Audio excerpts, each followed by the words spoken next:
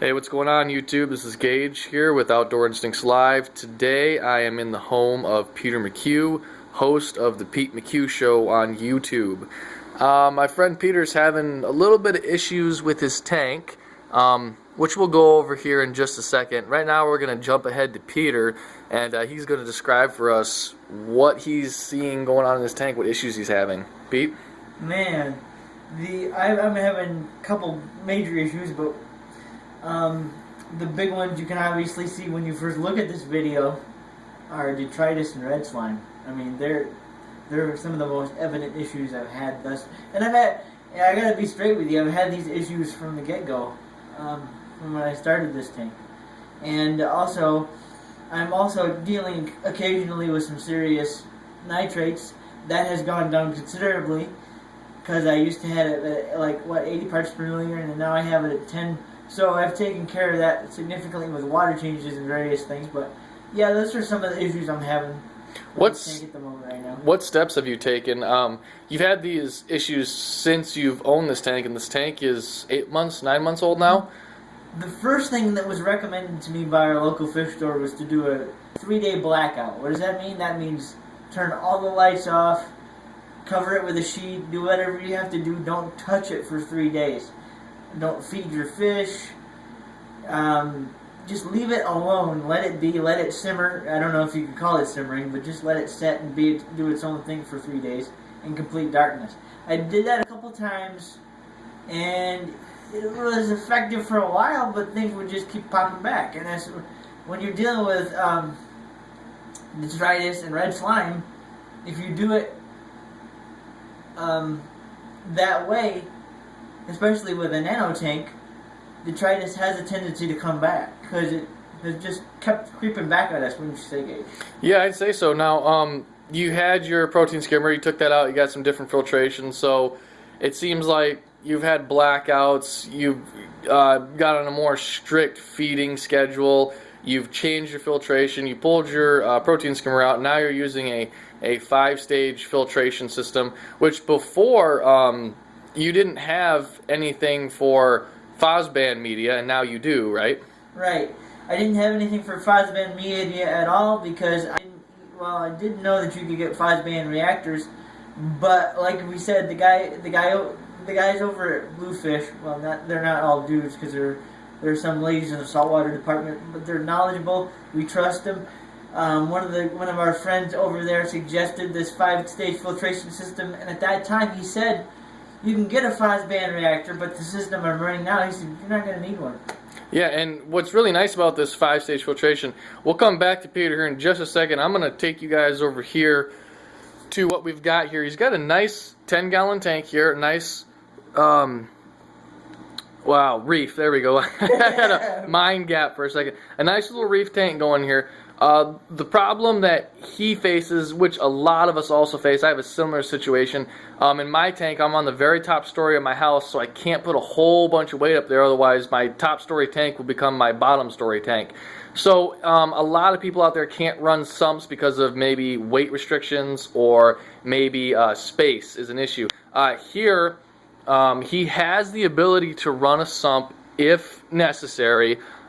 He would probably have to get an overflow because we can't drill a tank now.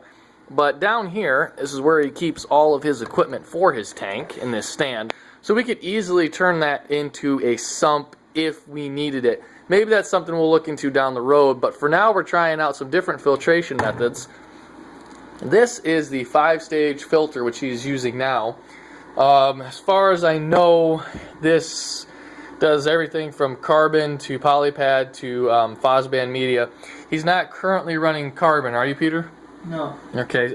They actually told us go ahead and use part of the polypad that was in your previous filter with this for a week, and then you just switch over to the cartridge that came with the filter, which you rinse out. I believe it's once a week or every 2 weeks in the tank water that you pull from the tank. Yeah, so it goes once a week. So it goes through the filter that was provided with with the filter, and then it trickles down over phosban media that's in there. And there's also some bioballs or something of very similar in there, which harvests all the good bacteria. What's important about this filtration system is it is designed for salt water. I'm actually having an issue with my tank because I took a dual carbon filter which was rated for 80 gallons, but it's a freshwater carbon filter. So yes, it works, but it's not doing what I need it to do for salt water. Peter was also running a carbon filter which is more designed for freshwater. You can use them, but they're not as effective. Now he's got this 5-stage filter which is used for salt water, so hopefully we're going to see some improvement. And we have his nitrates, as we said before, at 80. We started doing bigger and better water changes and got this new filtration system on there, and we got them down to about 10. The problems we're having though is, as you can see, there is detritus and red slime in the sand bed. So let's see here, there's some red slime right there. And then as you can see, he's got a bunch of brown sand build up. He's also got it in the back pretty good too. Now this is something that keeps coming back. Let me try flipping on the night mode because this is awfully bright. There you go. Now you can see it a little bit better. Now that it's not reflecting off the sand as much, you can really see how much brown sand he has in here. We tried deep sand bed cleaning. We've tried better water changes. We've tried vacuuming. Yep, we've tried vacuuming. It's not working. So now we need to come back to, well, what do we know about the tank? Well, we know that his nitrates are in check. We know that he has just started phosban, which is going to eliminate the phosphates from the tank. So basically what I think we've got going on here, which I'm sure most of you will agree, is we have a buildup of phosphates in our tank. That's what this algae is thriving off of. That's what this detritus is thriving off of. If we were to test this tank, we'd probably get a low or negative phosphate reading, and that's because the algae is actually consuming the phosphate. So where's this phosphate coming from?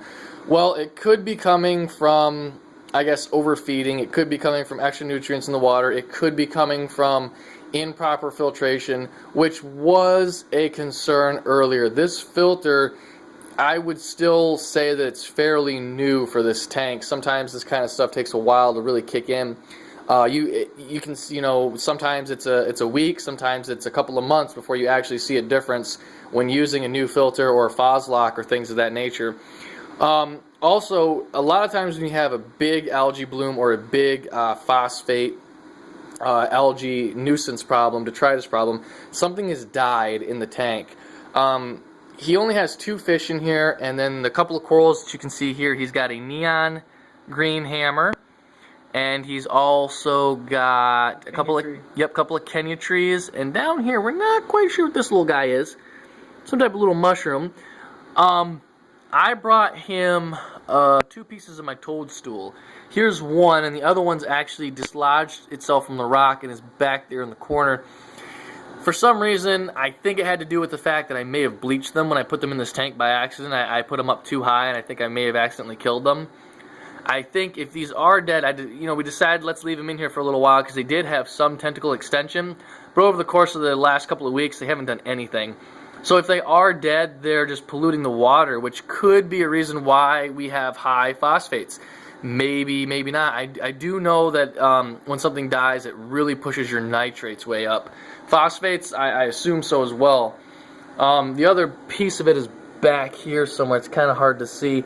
I'm not picking up the greatest quality with this camera on this specific light that he has, but you can make it out mostly. You can see what's going on.